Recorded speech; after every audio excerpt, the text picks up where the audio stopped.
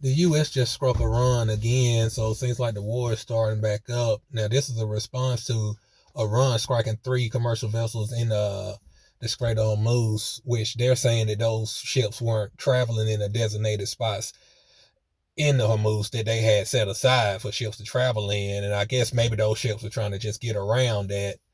And I think this is just Iran trying to show that they do control Hormuz, and the U.S. feels like they breached the ceasefire agreement.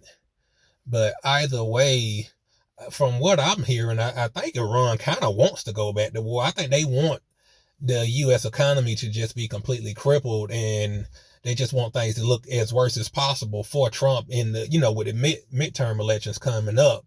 So I think they want war, because they're in the middle of the funeral of the former supreme leader who was killed at the beginning of this war. And I think it's people within Iran that they just want war, period, just trying to shut down, will just make things harder for the U.S. with, we're getting low on our oil reserves from what I'm understanding. And I thought that meant that like the gas for just everyday use was getting low, but that really, what that means is it's getting low for like commercial planes. Like I think it may get to a point where the U.S. may have to decide on whether to fuel fighter jets or just fuel just regular planes. From that's just what I'm hearing.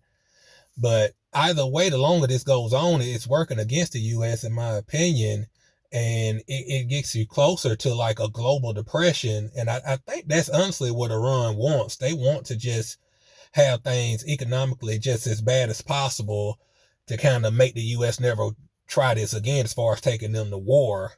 And I think they really want also to just get all the U.S. troops out of the Middle East for good, and also just kind of maybe shut Israel down, like in a way where they just kind of hoping that maybe the U.S. will break ties with Israel, which I think the U.S. will break ties with Israel sooner or later. I can't say how soon, but I mean, maybe in the next couple of years, because even Benjamin Netanyahu was saying that they're looking to kind of be self-sufficient at least by a decade from now, which I'd like to speed that timeline up a little sooner than that.